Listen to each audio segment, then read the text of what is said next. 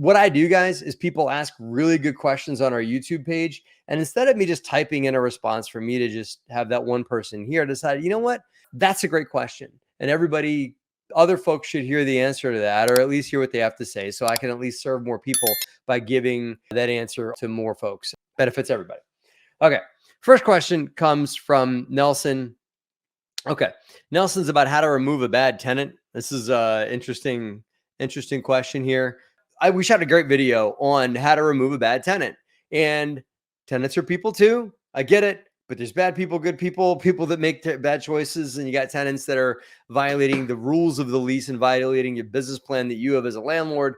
That could end up being a bad tenant, and tenant that's either not paying their rent or just causing issues or whatever. So Nelson wants to know, maybe facing a real eviction right now, how long does it take the police to get the tenant out? And guys, this is after you've gone for an eviction. You have succeeded in obtaining a warrant for removal or a judgment for possession, whatever it is the judge gave you that says the lease is now terminated by the courts. We're now taking it back. We're now taking the property back, canceling the lease and allowing the landlord to take the property back. And then the landlord has to then call the sheriff. Typically in most townships, in most counties in the United States, the sheriff of the town is the one that enforces that warrant for removal. And they're the one that goes out and says, sorry, it's an ugly situation. I've been a part of a few of them, many of them myself in my career, but the sheriff knocks on the door, gives the tenant a certain amount of time to vacate the property, remove their possessions. And it's not a physical removal, but you kind of want to listen to a sheriff when they show up. So they tend to, they tend to listen, right? How long does it take the sheriff to get them out? After paying the sheriff fees? And do you have to wait until the sheriff calls you to set an eviction date? Is there any way to speed up the steps in this process? Okay. First thing you guys want to do in an eviction, a nasty time, is to get your warrant for removal or your judgment for possession, whatever they call it in your town. That's what it is, which is the judge saying, landlord, you now get the right to take your property back. You take that judgment, go to the sheriff's office, schedule it with them, and yes, you got to pay their fee. And I can't say how long it takes because every town's different, right? I mean, it depends on how many evictions that sheriff's dealing with and other matters the sheriff may be dealing with at the time. So whatever else they have on their plate, you just go to the back of the line and they schedule it with you, but you got to pay the fee. You got to show your warrant for removal or judgment for possession. And then the sheriff will tell you when they can come out. And that expediting, I doubt, it's dealing with the government, right? Dealing with the sheriff's office. I doubt they're going to expedite or go right out the next day.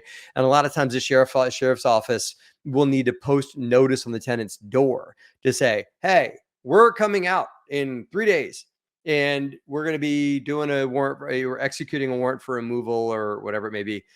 I can tell you the number of times that we've had a warrant for removal executed or a judgment for possession, the tenants, like 80% of the time, they're gone by that time. Especially even like if they get a note on the door that says, hey, in 3 days, the sheriff's going to show up with a firearm telling you it's time for you to move to get out of the property. And typically they'll give them like 30 minutes to get their stuff out of the property, and whatever they leave behind, they have to work out with you to come back and get it later. Right.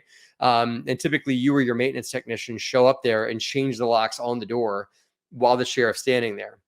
So again, not a happy situation, but it is part of this business, So that's it. It depends on the sheriff's office to answer your question, Nelson, in short form. Don't ever forget you're dealing with human beings on the other side of it. It's not like they're tenants or animals or whatever. I don't like when I hear comments like that. Oh, these tenants are animals. These tenants are this, tenants are that. Guys, I get it. It's a disagreement. It's a violation of a contract. Leave it as that. It's about as unemotional and as plain Jane as this. They've broken their contract by not paying their rent on time.